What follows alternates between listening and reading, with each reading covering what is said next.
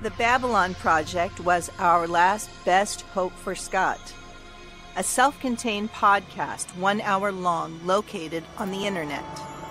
A place of fun and discussion for Babylon 5 fans everywhere. A shining beacon in cyberspace, all alone in the night. It was the dawn of the 20th anniversary of Babylon 5, the year the Great War to free Bab 5 came upon us all. This is the story of the last of the Babylon podcasts. The year is 2014. The name of the place is the Babylon Project Podcast.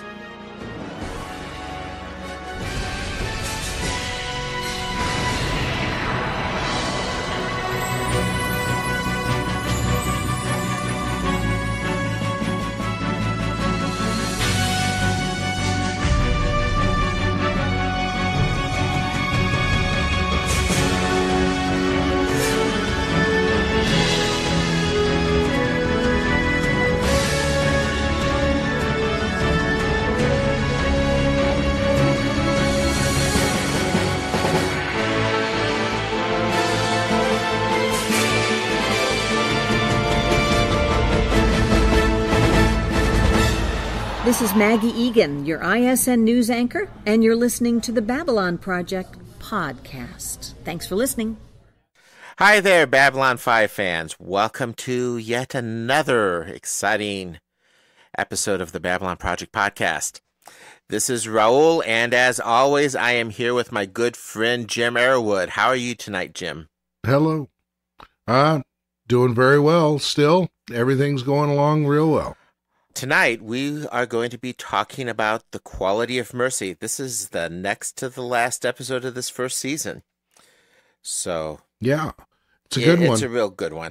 A lot of neat stuff in here. Huge guest cast. And we're talking some... this is one of the big name guest cast episodes as well. Yeah. Another very favorite guest character is introduced tonight, too. Yes. I'll tell you what. Maybe the best way of doing this particular episode is just diving into that summary and taking it from there. What do you say, Jim? I think that's a good idea. Here we go. Archive. Access. Initiated. Carl Mueller stands before Ombuds Wellington and is pronounced guilty of killing 2 civilians and a security officer. Wellington says that the sentence will be announced on the following day. Later, Wellington meets with Sinclair, Garibaldi, and Talia to discuss sentencing. Garibaldi says that he suspects that Mueller has committed several murders and that he should be spaced, but that is not a legal option. It is decided that he be sentenced to death of personality. This means that Mueller's mind is to be wiped, and for that they need a telepath. Talia reluctantly agrees to help them with the grim task. Back in the courtroom, Wellington announces the sentence to be carried out at midnight and orders that a telepathic scan be performed that afternoon. Enraged, Mueller has to be dragged from the courtroom. Garibaldi and Dr. Franklin discuss the Mueller case, and they find that they do not agree on the ethical questions over the mind wipe. Finally, Franklin agrees to set up the equipment needed to carry out the sentence. Franklin asks Garibaldi to investigate a Dr. Rosen from another thread that will be discussed momentarily. Talia performs a deep mind scan on Mueller to be compared with another scan later following the mind wipe. When she enters his mind, Talia sees some disturbing images of a large number of aliens and humans that Mueller has killed. Mueller appears in the scan and tells Winters that he needs more voices in his choir, implying that she may be his next victim.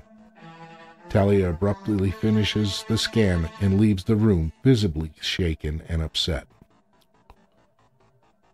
Later, Garibaldi visits with Talia in the garden, and she informs him that Mueller is insane and is also a mass murderer.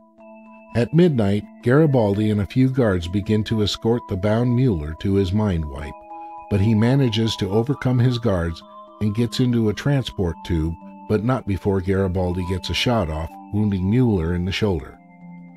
Lou Welch was coming out of the tube when the doors open and Mueller knocks him out, steals his PBG, and heads for down below. That story continues when it and the following converge later in the episode. In another plot line, Dr. Franklin is busy running a free clinic in Down Below for people who could not afford normal medical treatment. When Ivanova learns about this, she goes to Franklin's clinic to confront him. She tells him that she is annoyed that he didn't tell her about his clinic, but he will not be shut down. Franklin then invites Ivanova to help out. Franklin is puzzled that his normally busy clinic seems to be down in the usual number of patients. Franklin learns about an alleged faith healer that may be operating in the down below decks of the station and begins to investigate. A young woman named Janice directs Franklin to where Dr. Rosen is finishing up a treatment on a patient. Dr. Rosen is employing an alien machine to help people, but Franklin is skeptical, believing that people are going to a con artist as opposed to getting proper medical care. Janice steps in, revealing herself to be Dr. Rosen's daughter, and tells him to leave her alone. Later, Franklin tracks Janice down at a kiosk she is working at to talk about Dr. Rosen. Franklin learns that Dr. Rosen was a legitimate doctor until she became addicted to stims. Because of her addiction, a patient died, and she lost her license to practice medicine. She goes on to say that Dr. Rosen continued to look for ways to help people and found it. She also tells Franklin that her mother is sick and that he is to leave them both alone. Back at his free clinic, Dr. Franklin examines some of the patients that have been treated by Dr. Rosen and is surprised at the results. Franklin again goes to see Dr. Rosen and does a medical scan on her as she treats a patient. He is astounded to find that the machine that Dr. Rosen is using transfers life energy from her to her patients. He apologizes for calling her a con artist, and she explains that the machine, which is of unknown origin, was originally used as a means of capital punishment, transferring the life energy from a criminal to their victims. He explains that she has learned how to use the machine on a lower setting to heal others. Dr. Rosen also tells him that he is not to tell Janice anything because she is dying, and that he may have the machine after she learns how to use it without causing harm to the patient or the operator. He agrees under the stipulation that she comes to see him for regular exams. These two storylines converge. While Lou recovers in MedLab, he tells Dr. Franklin that Mueller was definitely injured. Franklin calls his assistant in the clinic to warn him that Mueller might go there for treatment. Then Franklin thinks that Mueller might also go see Dr. Rosen for treatment, and he immediately heads to Down Below to check on her. When he arrives, he finds Mueller hooked up to Rosen's machine and is making her use her life energy to heal him. He is armed with a PPG and holds Janice hostage and threatens everyone else. Dr. Rosen reverses the life energy flow of the machine and transfers her illness to Mueller, who dies in agony but leaves Dr. Rosen completely healthy. The following day, Ombuds Wellington rules that Dr. Rosen acted in self-defense in the death of Mueller and is exonerated. Wellington further orders that the machine be turned over to the station for further study. Although she is relieved, Dr. Rosen is upset that she has taken a life.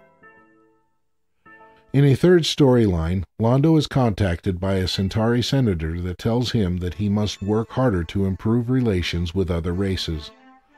Londo leaves his quarters and runs into Lennier, who tells Londo that with Delenn off the station, his duties are light and that he is expanding on his knowledge of other races, which heretofore have only come from books.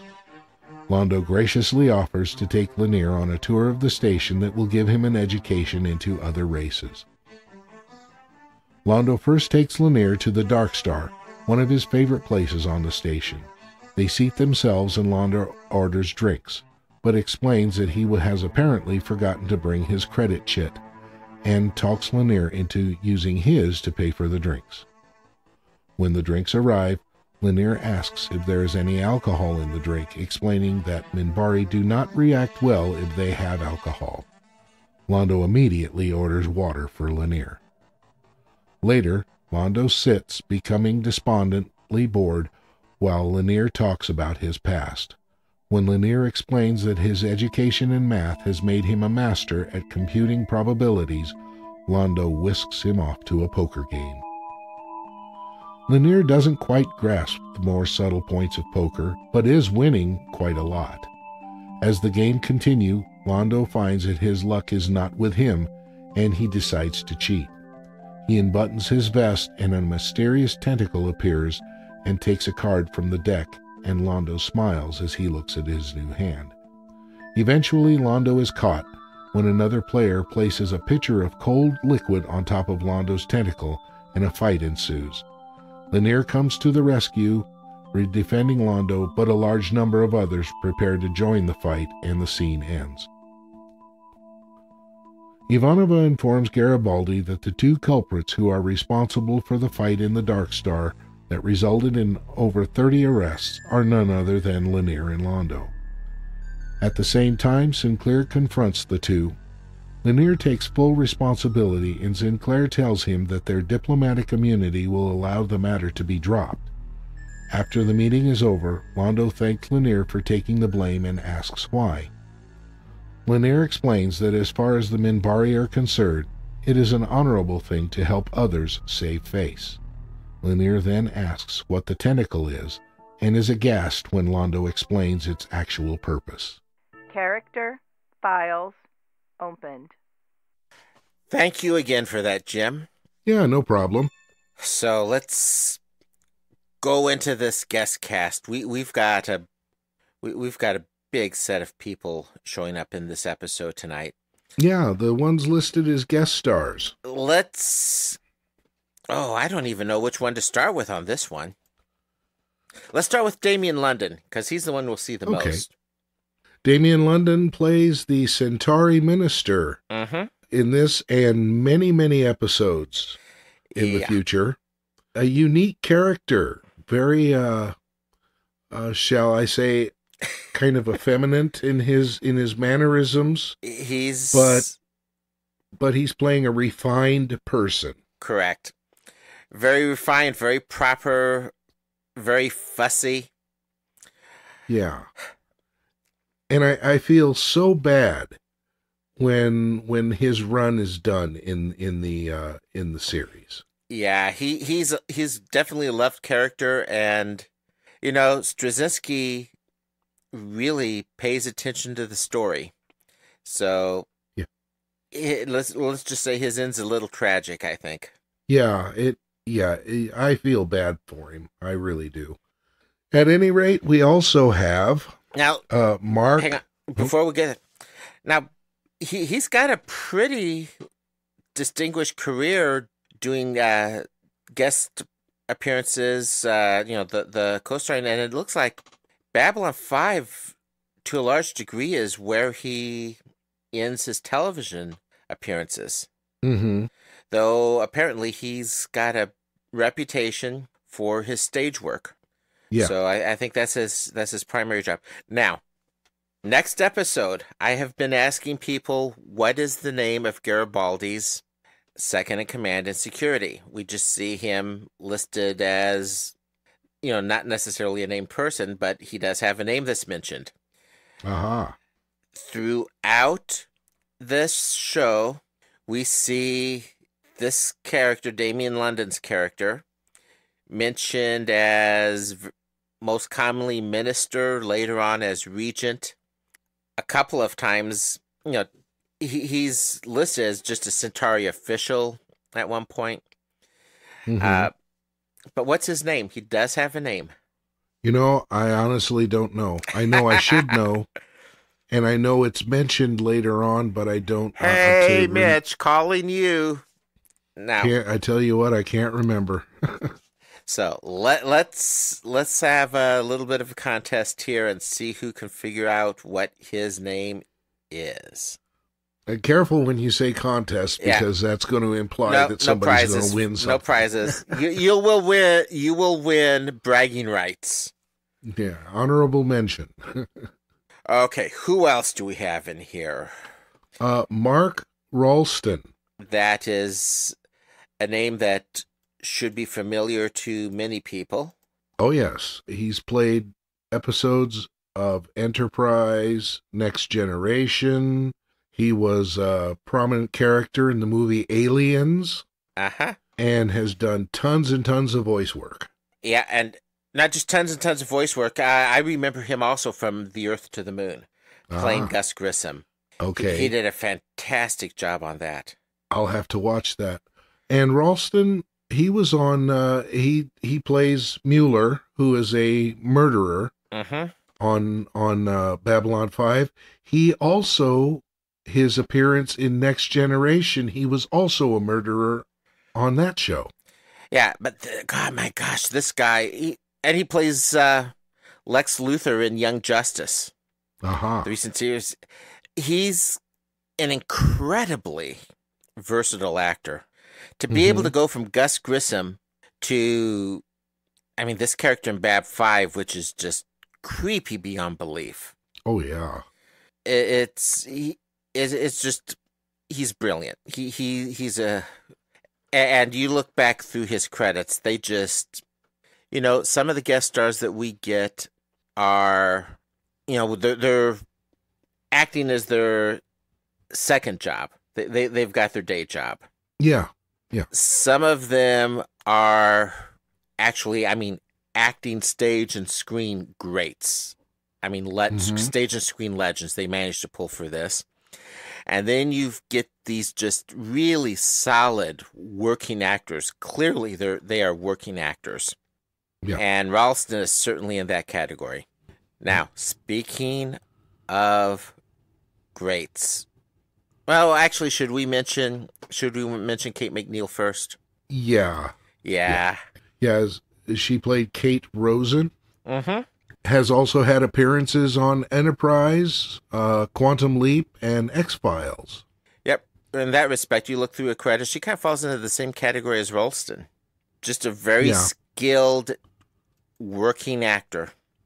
I really liked her in this part. Yeah, she played it very well. But then we have... the biggie. Take it away. I wish we had a drum roll for this, but... June Lockhart. Yes. And she was Dr. Laura Rosen. One of the key characters of the story. And this person shouldn't have to have any kind of introduction whatsoever. She's got credits back to 1938. She played in Voyage to the Bottom of the Sea. Tons of other stuff. Lassie was one of the shows she was on. Indeed, Lassie was actually her biggest role. Everyone remembers her, of course, from... Lost in Space. Right. But it was like when Lost in Space first came on, I can remember when that first came on, I said, look, Tim's mom is now playing on Lost in Space. Exactly. So, and don't forget Petticoat Junction. Oh, was she on that? She was on Petticoat Junction. Yep. Oh, wow. And she's still working. Oh, yeah. Yeah, she still goes. And with Lost in Space, she was not only in the series, but she also made an appearance in that last movie. Yes. As a teacher. In fact, most of the cast did. Yeah. With the exception of Jonathan Taylor. Yeah. Yes. Most of the surviving cast did make cameo appearances in the Lost in Space movie. Yes, they did. Now, interestingly, in this Babylon 5 episode, she did not have a scene with Bill Mumy. And this seems kind of strange to me because, in a way, but because even like in Enterprise, Scott Bakula was in a show and they brought back Dean Stockwell and they had a lot of scenes together. And, you expect this big reunion and all this stuff and thought, oh, how neat that is. I'll bet you JMS did that on purpose. Well, just to frustrate us. not necessarily to frustrate us, because they were bugging him to put, Bill and June together, especially when you look at the B story of this. He felt it would just more or less get in the way. And, his attitude is always, if it's not important to the story, it doesn't go. I know there was some thought given to it, and apparently he had a scene that would have worked, but it just more got in the way of the story, and he didn't want it to be Lost in Space reunion. Yeah, and I can certainly understand that. So, now didn't Moomy do Ren and Stimpy? Oh, you got me. I thought he did, because I know she did some voicing for Ren and Stimpy even. Anyway, that's... Okay. We're not a Ren and Stimpy podcast. No, thank goodness. I don't think my brain could get wrapped around that one. Oh, gosh. Initiating Well, plot analysis. we've actually kind of got 3 storylines here. Mm-hmm. Dylan is still gone. Londo is sort of taking Lennier under his wings to fill in some of the gaps in Lennier's education. I guess that's one way to put it. Yeah. And then in the establishing of the 3rd story, we do meet this minister for the first time. Well, Londo is told that he needs to get out more and make more contact and better relations with all the other races on the station. To which he says, touch this, pointing at his side with a couple of fingers. Yeah. Okay. Yeah, folks, this is an episode that's going to go from deeply philosophical to the gutter and back. Oh, boy. Yeah. And so anyway, Londo graciously volunteers to take Lennier under his wing. Takes time out of his very busy schedule. Right. Now, we've also got the B story where the ombuds, who's making a return, is sentencing a murderer named Mueller. Yep. A murderer. Turns out it's going to be, the penalty is going to be death of personality, and we'll definitely be talking about that. Yes, he killed one of Garibaldi's deputies. Mm-hmm. And there is a C story as well in this particular episode, where Franklin's running an unauthorized clinic in Down Below.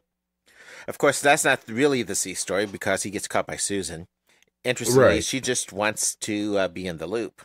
Yeah, very true. Which is better, I guess, than removing her clothes for him, but... Yeah, that's the first thing he says to her. Please remove your clothes. He doesn't even look up and realize it's her. And her reply was classic. Not without dinner and flowers. Yeah. And then later he tells her to remove her jacket. Yeah, to put on a lab coat.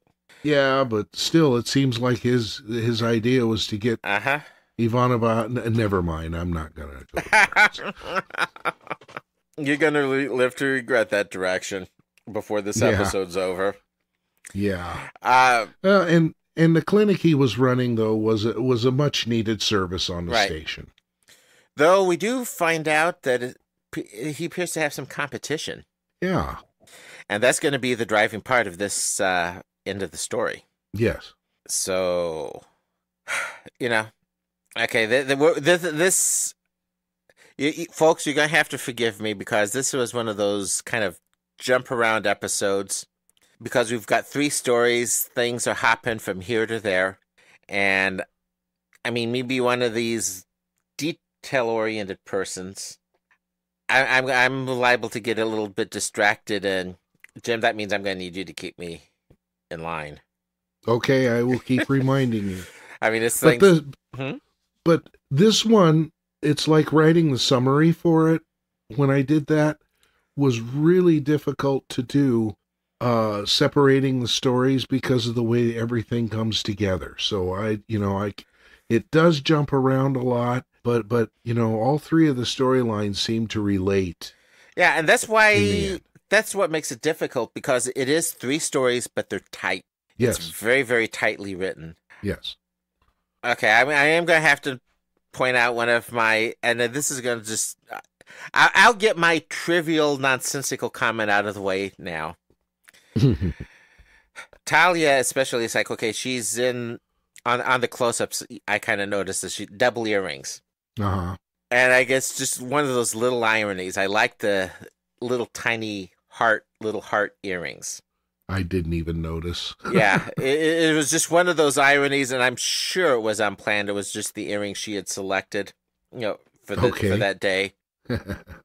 But they're having this discussion with the ombuds talking about due process, which was a great conversation.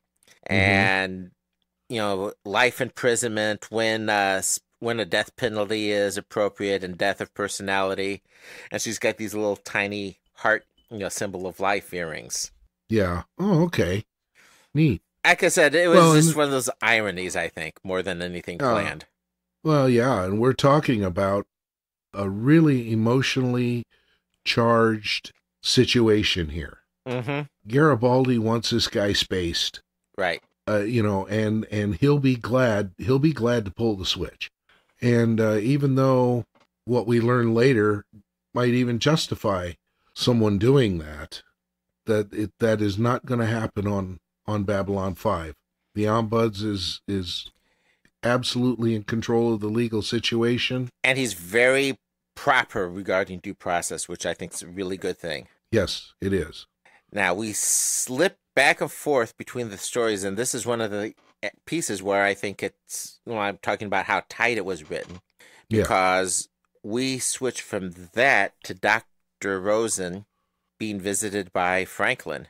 Yeah, but first Franklin encounters some gal. Someone, yes, some girl, and, asks about Rosen.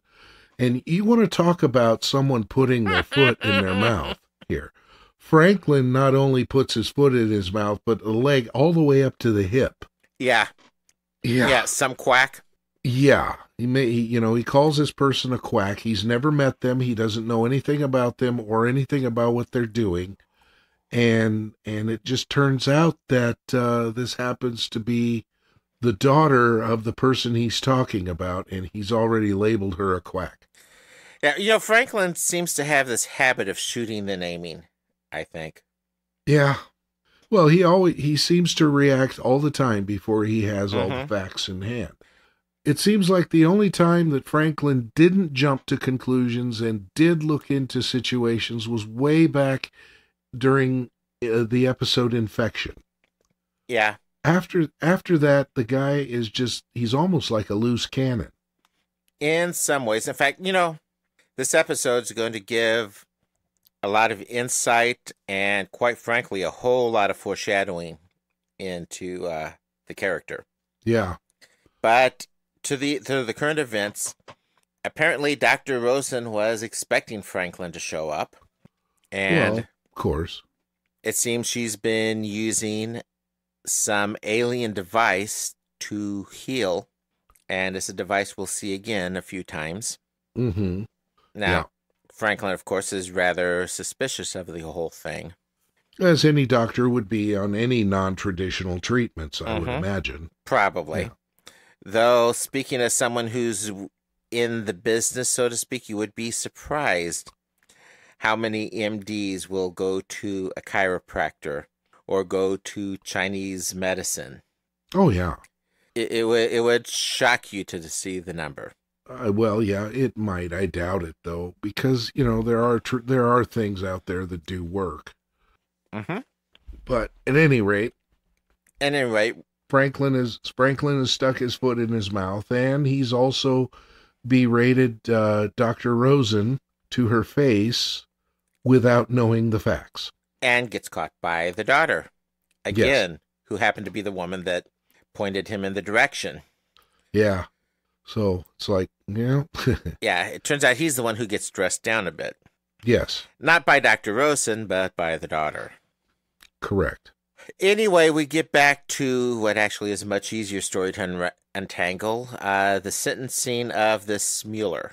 So he's being condemned to death, what they call death of personality. His brain personality is wiped completely. And this is done technologically, not by telepaths. Telepaths are involved, but only to verify that it was done. Yes. And a new personality is written over the old. Basically a new person is created, and that person spends the rest of his life trying to do some good in the society that he had harmed. Mm-hmm. So this is as opposed to a death penalty. Right. As far as Mueller's concerned, he doesn't see the difference. To which I would ask, philosophically at least, what is the difference? The Ombuds, he puts it this way: a life taken will not balance the loss of another life. Is this a general philosophy of the future, that rather than death of personality is preferable to a death sentence? But is this not actually a death? Is this not actually still taking the life, because you're taking the person? Right. You might be leaving an organic factory, sitting there running, processing ATP to ADP.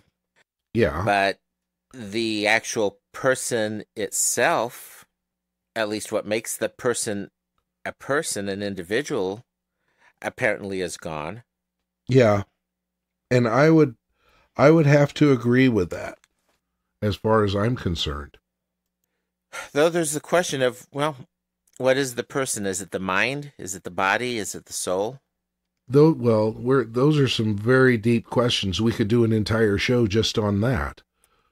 We could, with everything that's happening on this episode, there's an episode where this discussion is going to come up again, especially from the context of the brain wipe. Yeah. And it's called Passing Through Gethsemane. Mm-hmm. I will say this much, and this is one of the things Straczynski points out and kind of holds open as a possibility, is that, with a death penalty, if a person's incorrectly convicted and the sentence is carried out, and you find out, oops, he really was innocent, there's nothing you can do to undo that. Right. In the case of a death of personality, you're punished for a crime that the personality didn't commit. At least there might be some chance you can undo the damage.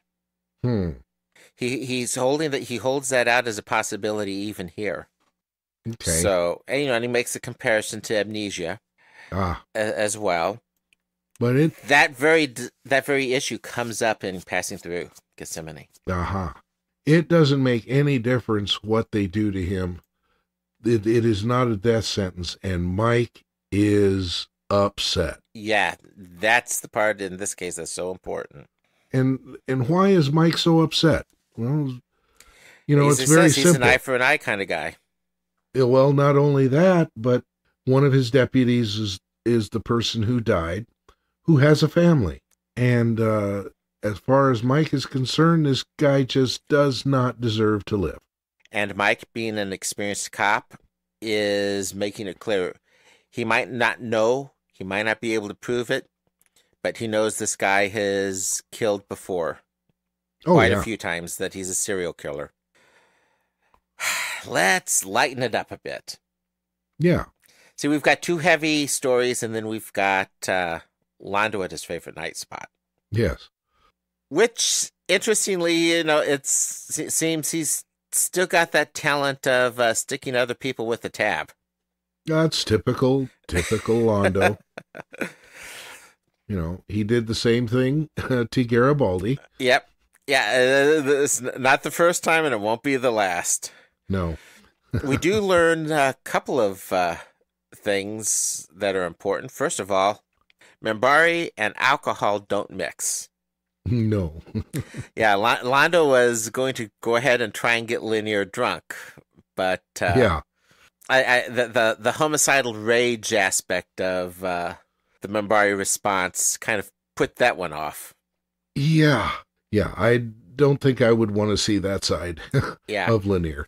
Though Lennier's of the priest caste, so yeah, he's going to definitely have a lot of praying to do. Yeah, here we are in a strip joint, and I'll tell you what, I just love the look on Lennier's face as he's watching the stripper go around the stage. I didn't know if he was fascinated, appalled, interested. Yes. I think maybe all of the above. I mean, the look on his face just goes to show you that, yeah, Bill Mumy has some good acting chops, let me tell you. Oh, my. Yeah.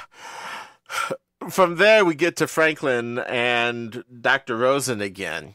Yeah. We get the backstory about her and what had happened to her. Mm-hmm. And the idea, and this is true with a lot of docs. And I'm not an MD. I'm just in the field, and I can relate to working yourself almost to death. Yeah. I didn't resort to stims the way Dr. Rosen did. Right. But she ended up hooked on... this is tea right now, but coffee. Yeah. When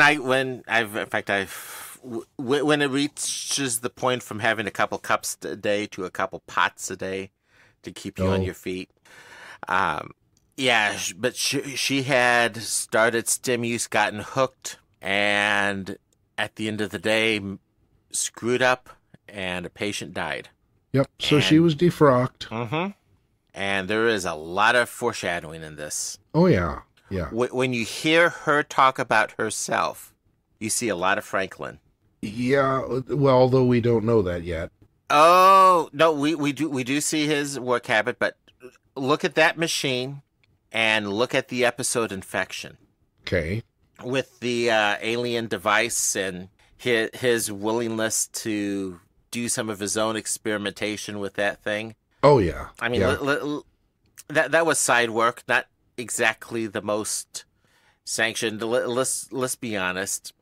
At least at first, part of it was a little bit of him looking the other way, as far as seeing what he wanted to see. So yeah, there's definitely a little bit of there's a kindred spirit there between the two. Yeah, we get another encounter now with Rosen's daughter, with Kate, and Franklin says her machine doesn't work, and I loved Kate's comeback.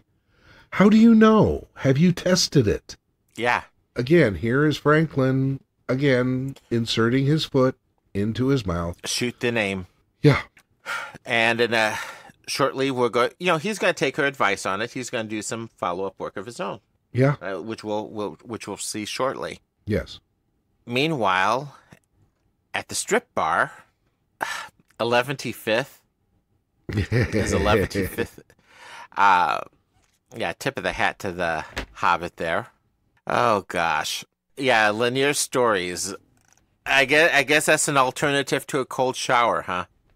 Yeah, I'll tell you what. Londo is brain numb listening to these stories. He is just sitting there going, yeah, okay, yeah. I was going to say, and then we get the idea of probability. Yeah. And Lennier, being a master. He's talking about his training. And that he has extensive training in mathematics, especially probabilities, and you could just see the light bulb come on over Londo's head. Poker. It's funny how poker seems to be a popular pastime in many different cultures. Yeah. You've read Hitchhiker's Guide, the Hitchhiker's Guide books? Oh, yeah. So is poker their equivalent of gin and tonic? Yeah. Or would that be Swedish meatballs? Well, sorry, that's a every few culture episodes also, down. Yeah, every culture seems to have a version of that too. So at any rate, seems they'll be leaving the strip bar, though. Lennier seems to be a little hesitant. He was getting into his studies, shall we say? Yeah. Well, in view of where Londo has brought him to begin with, and going to another venue, that would be a little bit scary. It would make me apprehensive. I know that. Yeah. Here we go back to the death of personality, and Talia really doesn't want to do this. And I can definitely understand why. Well, Talia has to do a pre-death of personality scan. So she has to go a baseline into that mind. Yeah, she'll have a baseline so that when she goes back in to verify that the death of personality event has taken place, that she can say yes, that it has happened. Mm-hmm. Now, you had a question in the notes on this. Yeah. The black ribbon. Yeah, when she went to do the scan, she put a black ribbon over her Psychor badge, and I'm wondering why did she do that? I think it's the formality of the circumstance. Okay. Yeah. I mean, you might not be killing the body, but you essentially are killing the person. Right. And, I think it's a matter of those bits of formality with the people involved in those kinds of affairs of state, whether, it's like the dress uniform at a courts martial. Okay. It's the phrase I'm using, everyone thinks of it with high schools or colleges, but it has a much greater meaning. It's the pomp and the circumstance of the event. And in this case, those are not positives. Right. That's the authority of the state taking its action. I think that's one of the things. I tend to be very individualistic, but I also think as a society, we far too often abandon those bits of formality. I see. Okay. But that's definitely, I'm sure, exactly what that is there. So Talia does her scan. Yes, and we find out that Mueller's a music teacher. Well, he Sorry, refers my wife's to... a music teacher as well, and she's directed her share of choirs. He refers to the people that he has murdered as a choir. Now, I generally like my choir a little more lucid. Oh gosh, yeah. But that's not the only music reference he uses. We find out, of course, Talia finds out for us, that he has killed lots of people, at least dozens. Yes. And he wants to add her to choir, his the overture. Choir. Mm-hmm. Yeah. He uses the term overture and the term symphony to refer to many aspects of this. The guy is obviously sick. And to think I'm married to a musician. Well, we're not all like that. Yeah, and I'm looking at your notes right now as you say this. Yes. Funny thing is... Yeah, another murderer on Deep Space Nine was also a musician. Mm-hmm. And these ran concurrently now, didn't they? Semi-concurrently. There was some overlap. I think DS9 started a year before. Okay. I think it was 1 year before. Yeah.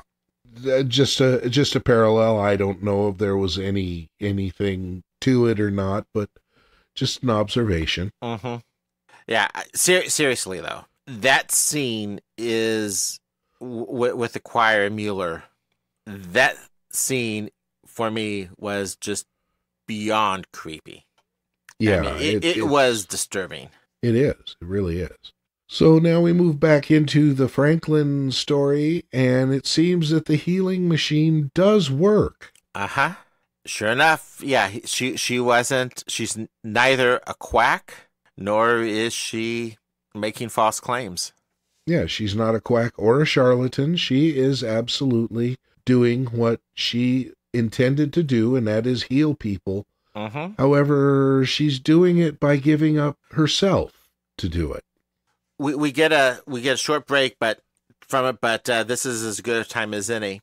We get a basis of how that healing device works, and apparently she has an idea of what it was intended to be, and basically it's an execution device. Mm-hmm.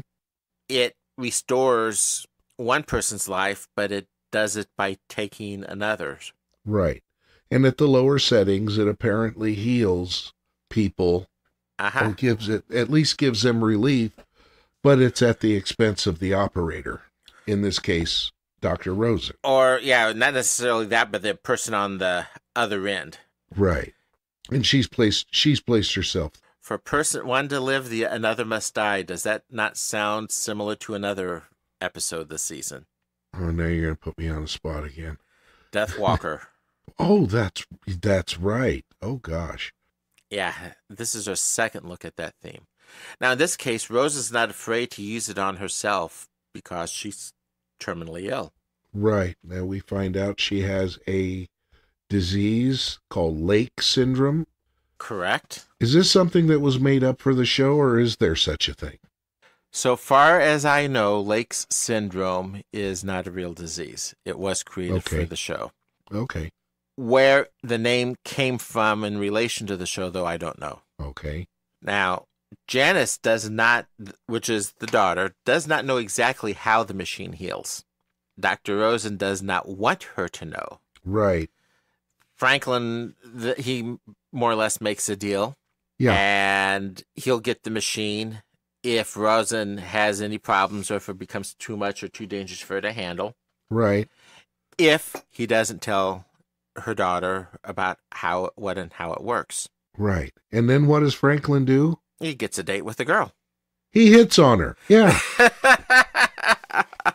You know, and her reaction was kind of weird to me because after that quack remark, she should have kicked him.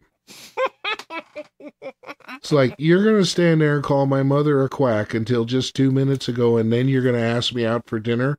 Oh, wham. Lower the boom.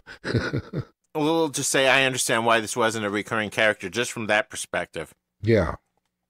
Anyway, while this is happening, we're getting some cuts in to the poker game. Right. And, I've got to tell you, Lennier playing poker reminds me of Anthea playing poker. Oh, go easy now. Oh, no. It's on the Mexican side of my family with the grandparents. Playing penny poker was always a big deal on holidays. Oh, okay. And especially, I thought, like Christmas night, New Year's night. Anthea knows as much about poker as Lennier. And the did I win again comment or... Yeah. Oh my, I think this is good. Or I wasn't playing with it. Raul, is this a good hand? What does it mean when I have 3 of these and these 2? It's like, oh gosh. No, I was hoping you would say that Anthea is very good at figuring out the odds and the probabilities, just not well schooled in the game itself. Oh, no, not schooled in the game at all, but beyond lucky in the cards she was getting drawn and being but not far knowing what too to do with them. Well, not just not knowing when to keep her mouth shut about what she's got. Oh gosh. So, question: while this is happening, what is that tentacle? Yeah. For those who don't know. Okay. So anyway, and for Londo, those who do know, how did it get past the censors? Yeah. Well, I'll tell you what. I don't know if I want to know. But anyway, Londo sits there and he looks like he's got indigestion. Reaches down, undoes his jacket or his vest, and then all of a sudden, popping up on the other side of the table is this, as you say, tentacle. Grabs a card, pulls it under the table, and then Londo picks it up and has a big smile on his face. Uh-huh. Be careful how you phrase that. Oh, gosh. Yeah, seriously.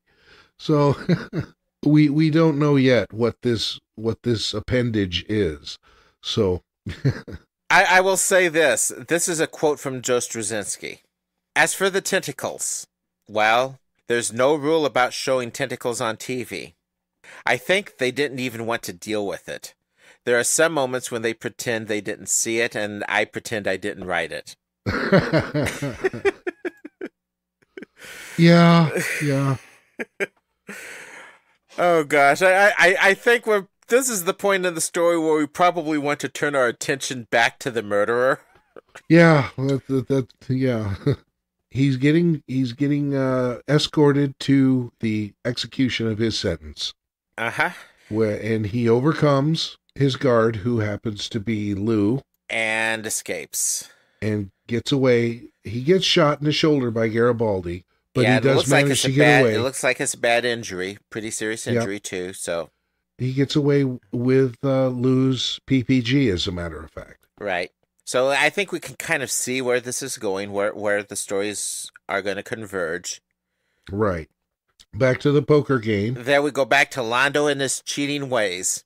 Yeah, and once again he's trying to get himself another card, but this time, after pouring himself a cup of or a glass of water, he sets this ice water. Well, one of the other pitcher- players, Yeah. The other player sets the ice water pitcher right on top of Londo's tentacle. It's, I really want to know. Oh no, I was going to say what drugs Straczynski was on when he was doing this, but actually he does make the comment that he was so sick with the flu that he didn't even remember writing the episode. Oh wow! He didn't remember writing the script. So they must have given him some really good stuff. Yeah. With this part, Londo's, is it cold in here? Yeah, really. Oh, I'm telling you. At any rate, We find out that Lennier's good in a fight. Yeah, we still don't know what this appendage is. No. At this point, but the other guys figure out that Londo's cheating. Everybody jumps up and the fight breaks out. And I'll tell you what, Lennier can handle himself in a fight. He does his Minbar Fu thing. That was just incredible. Yeah. Okay, before we get any lower, this is where I was talking about in the early part of our show. We're going to be switching back from philosophical issues to drama issues to the gutter and back really fast. Yeah. So let's switch back. Lou, as you said, got hurt, but not too badly. Right. And apparently the guy got off at Brown 27G. Does that ring a bell? Yeah, it's the section where the free clinics are being operated. Mm-hmm. And Franklin shoots the names in the worst possible way here. It's like, okay, you're suddenly suspicious of where he's going, of where the murder's going. Yeah, he Why calls down. Didn't you call for backup? He calls down to his own clinic and says, watch out for this guy with a PPG wound. And is told, well, nobody's come in here. And the light bulb goes off, and he takes off running. Yeah. Now, is it? Am I mistaken, or is Franklin just being a complete moron in this episode? No, you're not mistaken, but he reminds me of too many doctors that I've known over the course of my career. I'll leave it at that. Okay. You've heard the phrase "educated idiot." All right. But he's not always this way. I mean, No. Franklin's very, very well educated and thinks and tries to do the right thing most of the time. He doesn't always get there, but he's not stupid.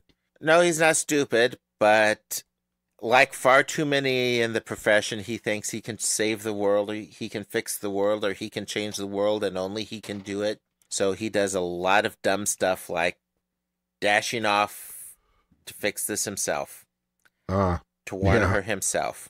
At least he does say if he's not there in 20 minutes, send a team. Yeah. If they haven't heard from him in 20 minutes, send the team. But if he had been thinking reasonably, he would have brought the team with them or meet me there. Yeah. At the least.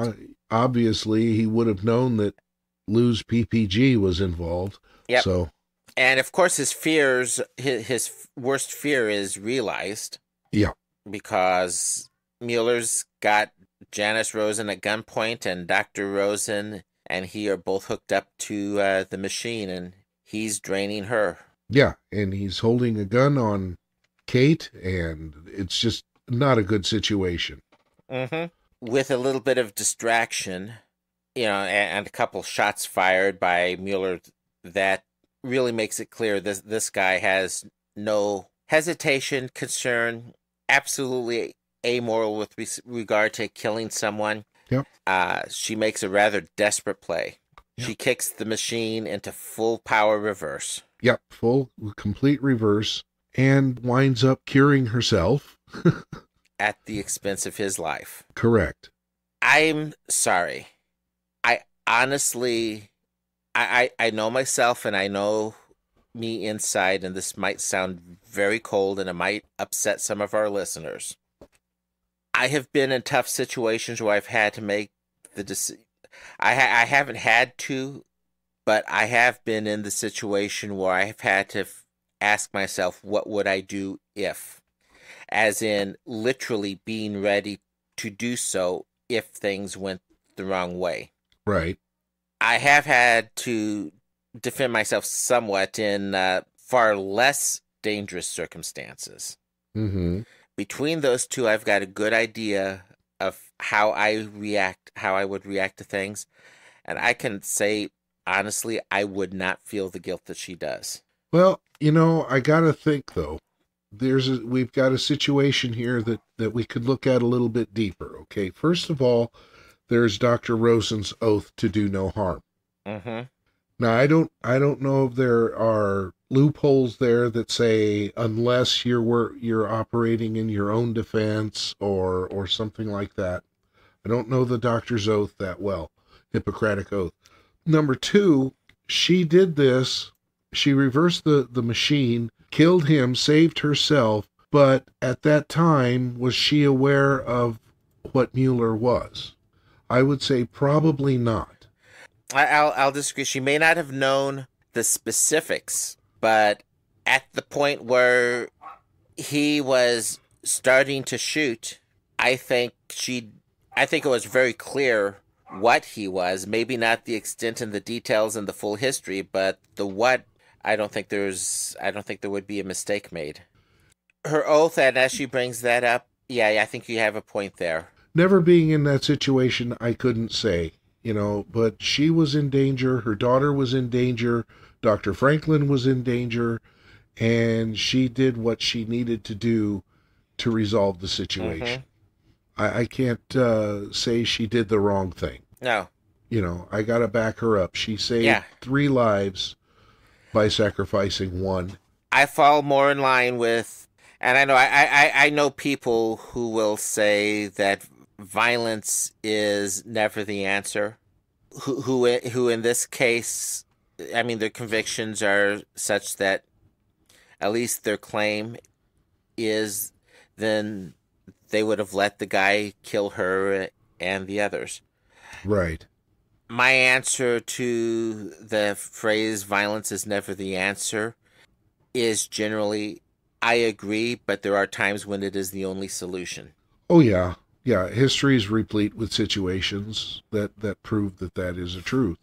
I mean, you want to avoid it if you can, but there are times when you just can't, when someone will not let you walk away. It does not take 2 people to create, a fight. Mm-hmm. That's our delve into situational ethics for the day. Yeah, let's lighten it up a little bit and get back to... apparently there was a situation that Garibaldi has to deal with. Yeah, some 30 people he had to arrest. Uh-huh. a barroom brawl. Yes. And who were the culprits? The 2 culprits. Who started the whole thing? Londo and Lennier with Sinclair. That whole scene was just priceless. Yes, it was. And I loved it when Londo says, I can tell you as soon as the station stops spinning. Right. I think we need this as a clip. Yes, you guys, folks, listen. Here we go. I'm still waiting for an explanation, gentlemen. Yes, and I am prepared to give you one, Commander, as soon as the room stops spinning. This station creates gravity by rotation. It never stops spinning. Well, I begin to see my problem. Mr. Lennier? The incident in question was completely my responsibility, Commander. I asked Ambassador Malari to help me learn about the parts of the station I had not previously seen. I was unfamiliar with the rules of conduct in these places, and through error created offense, and through offense created the incident. Ambassador, do you have anything to add to this statement? No. No, not at this time. Diplomatic privilege means you cannot be charged for the events that transpired, but I must insist on payment of damages to the club. Yes, I agree. Thank you, Commander. Thank you, Commander.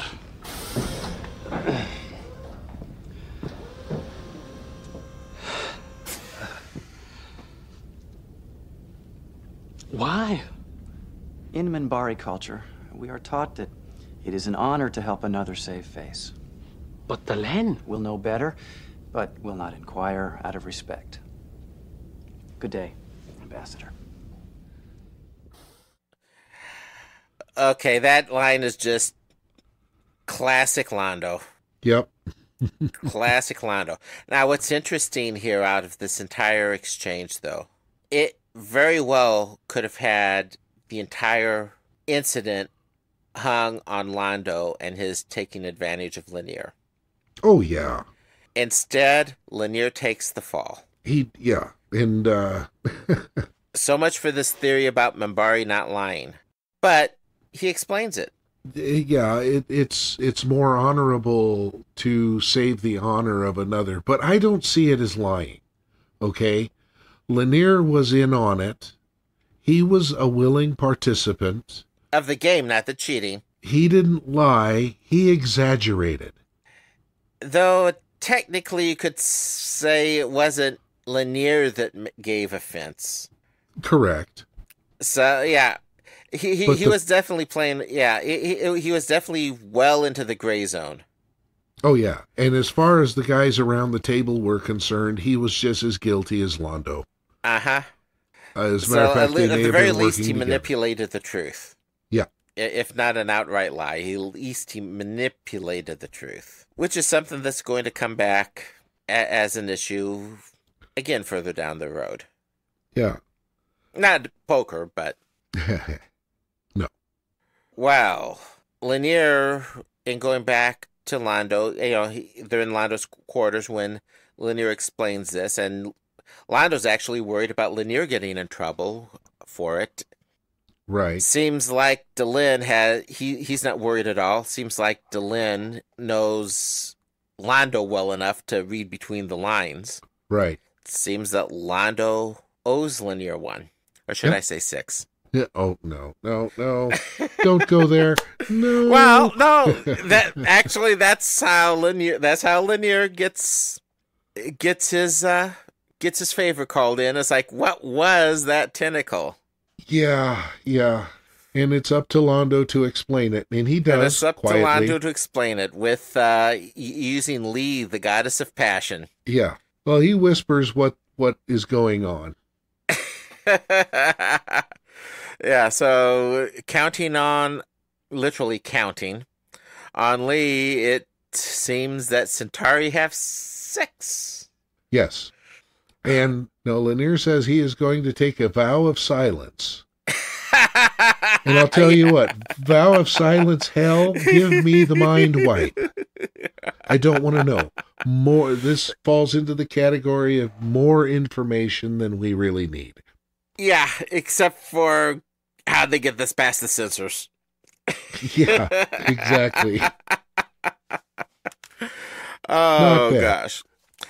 We actually get a much better explanation of this several seasons down from Veer. Yeah. And for those who haven't watched the series before, this is another one of those classic moments. Yeah. But yeah. Okay.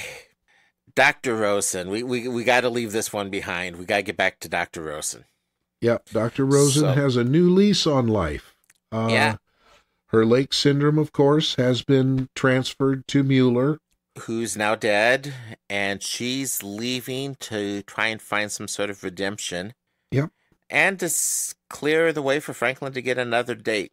Oh, okay, his first date, but... Yeah, his first one. With Kate. Yeah. With Kate. It seems... You look at, the characters on Bab 5 that seem to get to date the girls, and, we've got the married lady. We've got the married lady in the ship. We've got Janice here. We've got the singer when he's on walkabout. I mean, I'm sorry, I hate to say this, but the Bab 5 doc seems to get around about as much as the doc on Love Boat. No, you didn't just go there, Raul. Please tell me you didn't say Love Boat on the Babylon Project podcast. I think you just reacted about the same as my wife did the first time I told her that. No. Oh, no, Darth Vader quote. Well, wait a minute. If you can talk about Love Boat here, I can bring up Darth Vader. But yeah, she is leaving for her bit of redemption. Yep. Thoughts on this episode to close us?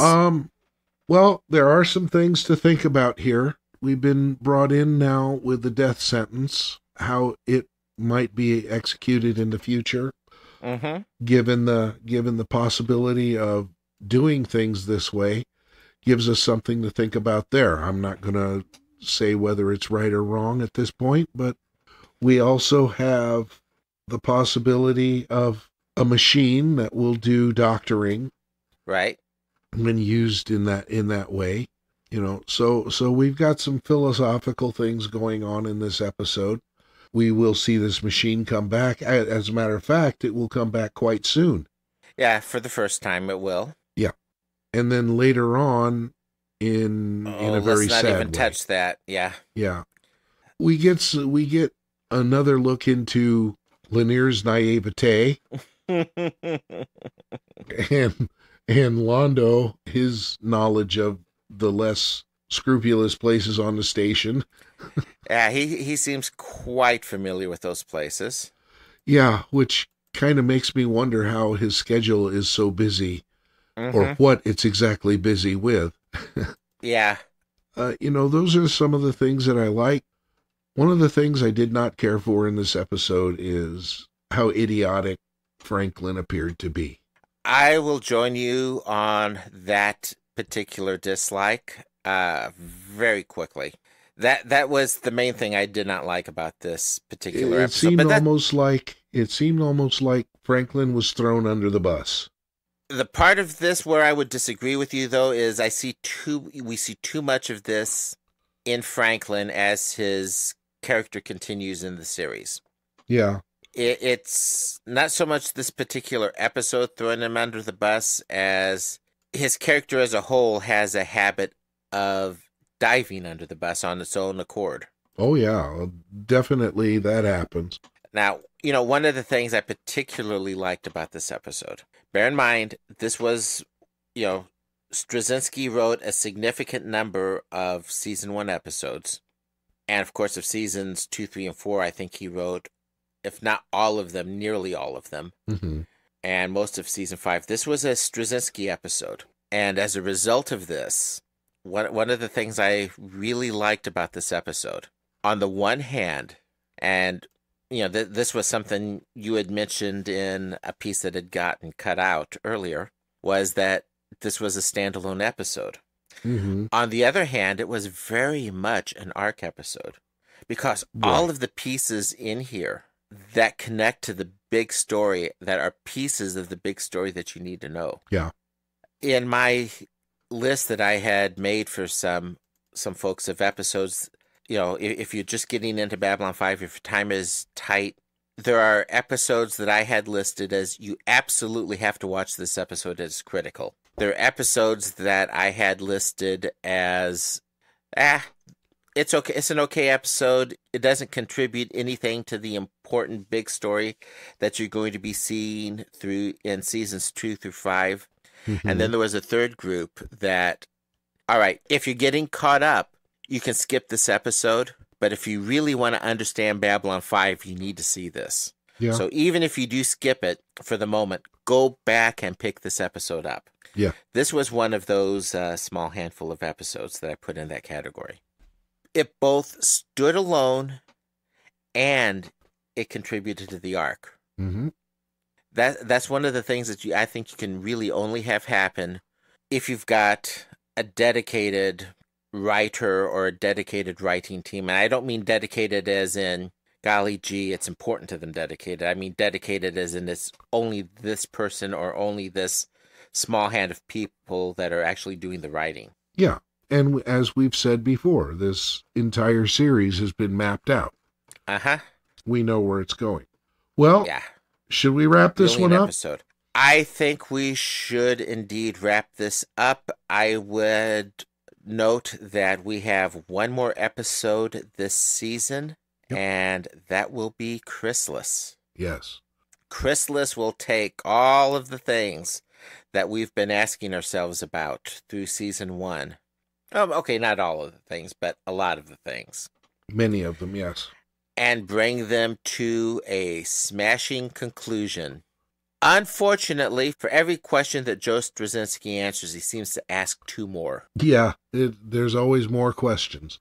Yeah, he's certainly a master of the cliffhanger. Yep. So don't forget now, we would love to hear from you, your feedback. Find us on Facebook, find us on Twitter, come to our website, type it out, send us an MP3, whatever you think you need to do. The lady that follows this podcast will let you know how to do that. We would love to have some thoughts and comments from you in that regard. Hey, you bet. So let us know what you think. So, Jim, no boom today? Nope, no boom today. Not even close. No. But there'll be boom tomorrow. Yep. There's always a boom tomorrow. Night, Good everyone. night now. Podcast terminated.